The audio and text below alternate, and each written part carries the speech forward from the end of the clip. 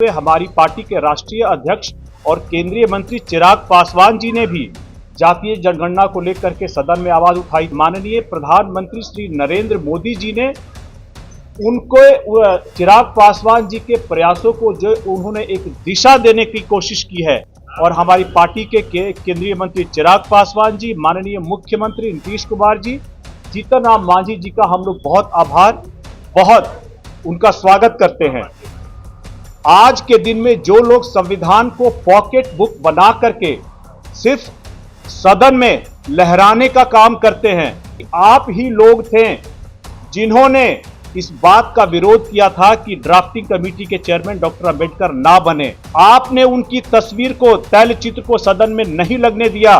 दो प्रधानमंत्री बनते हैं आपके परिवार से, लेकिन तब भी आपने संविधान रचिता को भारत रत्न देने का आपने काम नहीं किया। संविधान को बचाने का ढोंग करते हैं, उसको संरक्षण देने का जो नाटक करते हैं, उसका पर्दाफाश इस जातीय जनगणना के केंद्रीय कमेटी के फैसले से हुआ है। लंबे समय तक सत्ता में रहने के बाद भी कभी उन्होंने जातीय जनगणना कभी पहले नहीं कराई थी। मोदी सरकार की ओर से जातीय जनगणना कराने की ऐलान के बाद से विपक्ष लगातार इस बात का क्रेडिट लेने की होड़ मची है। चाहे वो तेजस्वी यादव हो, राहुल गांधी हो या फिर अखिलेश यादव, वह एक सुर में एक ही बात कहते नजर आ रहे हैं कि हमारे प्रयास, हमारी आवाज से यह फैसला लिया गया है, सरकार ने यह फैसला लिया है। हालांकि दूसरी ओर चिराग पासवान की पार्टी ने भी विधानसभा चुनाव से पहले बड़ा ऐलान कर दिया। जातीय जनगणना के फैसले के बीच उनका कहना है कि अब हर जिले में वह दलित समागम रैली करने जा रहे हैं। देखिए, वह दलितों के बीच जाएंगे, वह तमाम बातें रखेंगे और इन सब चीजों को लेकर उससे पहले जमुई के सांसद अरुण भारती क्या कुछ कह रहे हैं, पहले उनके पूरे बयानों को सुनिए। साथियों, आज आप सभी का यहाँ आने के लिए आप सभी का बहुत बहुत धन्यवाद है।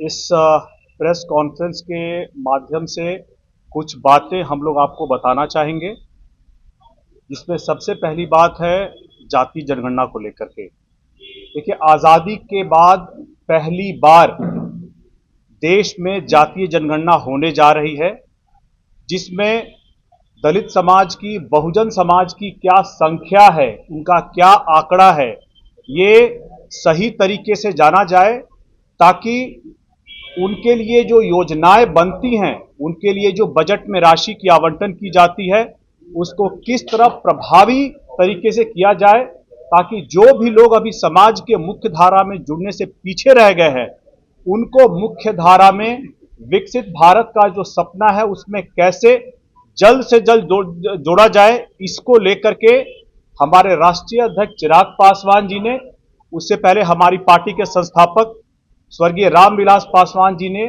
जातीय जनगणना को लेकर के सदन में आवाज उठाई थी। माननीय मुख्यमंत्री नीतीश कुमार जी ने पार्लियामेंट में, संसद के सदन में आवाज उठाई थी। केंद्रीय मंत्री जीतन राम मांझी जी ने भी उसको लेकर के आवाज उठाई थी। उन्हीं के प्रयासों को आगे लेकर के चलते हुए हमारी पार्टी के राष्ट्रीय अध्यक्ष और केंद्रीय मंत्री चिराग पासवान जी ने भी लगातार इस मांग को पुरजोर तरीके से उठाया है और उन्हीं के इन प्रयासों को आगे ले जाते हुए माननीय प्रधानमंत्री श्री नरेंद्र मोदी जी ने उनको चिराग पासवान जी के प्रयासों को जो उन्होंने एक दिशा देने की कोशिश की है, इसको जो कैबिनेट कमेटी में स्वीकार किया गया है, इसके लिए माननीय प्रधानमंत्री नरेंद्र मोदी जी और हमारी पार्टी के केंद्रीय मंत्री चिराग पासवान जी, माननीय मुख्यमंत्री नीतीश कुमार जी, जीतन राम मांझी जी का हम लोग बहुत उनका स्वागत करते हैं। साथियों, संविधान की आत्मा के रचयिता रहे हैं डॉक्टर भीमराव अंबेडकर और उनकी द्वारा जो निर्मित संविधान है, उसकी रक्षा बहुजन ही कर सकता है। आज के दिन में जो लोग संविधान को पॉकेट बुक बना करके सिर्फ सदन में लहराने का काम करते हैं, उनको ये बताना जरूरी है कि आप ही लोग थे जिन्होंने इस बात का विरोध किया था कि ड्राफ्टिंग कमेटी के चेयरमैन डॉक्टर अंबेडकर ना बने। आपने उनको चुनाव जीतने नहीं दिया, आपने उनकी तस्वीर को, तैलचित्र को सदन में नहीं लगने दिया। आपने उन्हीं के द्वारा रचित संविधान से दो दो प्रधानमंत्री बनते हैं आपके परिवार से, लेकिन तब भी आपने संविधान रचिता को भारत रत्न देने का आपने काम नहीं किया। और आपके ही परनाना पूर्व प्रधानमंत्री जवाहरलाल नेहरू चिट्ठी लिखा करते थे अपने मुख्यमंत्रियों को कि आरक्षण जो संविधान के द्वारा दी गई है वो दूसरे दर्जे का नागरिक पैदा कर रहा है। आपके ही पिता यह कहते थे कि मैं उन बेवकूफों को नौकरी में आरक्षण नहीं लेने दूंगा, और आज आप संविधान को बचाने का ढोंग करते हैं, उसको संरक्षण देने का जो नाटक करते हैं, उसका पर्दाफाश इस जातीय जनगणना के केंद्रीय कमेटी के फैसले से हुआ है। क्योंकि जब 1931 में जातीय जनगणना पहली बार की गई थी, वो बांटने के लिए की गई थी, वो बांटने का टूल किट था। अब जो जातीय जनगणना होगी वो जोड़ने का टूल किट है, वो जोड़ने का प्रयास है, जिसके लिए हमारे नेता और प्रधानमंत्री जी का बहुत बहुत आभार है। संविधान की कोई अगर संरक्षण उसकी रक्षा कर सकता है, कोई उसका संरक्षण कर सकता है, तो वो बहुजन समाज के लोग ही कर सकते हैं। बाकी जो दिखावे के लिए पॉकेट बुक बना करके घूम रहे हैं, वो लोग सिर्फ आपको दिखाएंगे और दिखाने के बाद आपको वोट बैंक बना करके फिर से सत्ता में आएंगे, लेकिन करेंगे कुछ नहीं। क्योंकि सत्ता में 54 साल रहने के बाद भी कांग्रेस ने कभी, लंबे समय तक सत्ता में रहने के बाद भी कभी उन्होंने जातीय जनगणना कभी पहले नहीं कराई थी।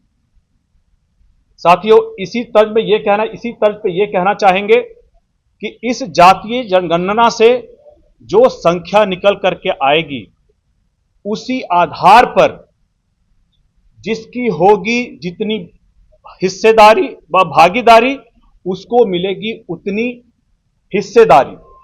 ये तय होगा, इसका एक अपना प्रक्रिया है।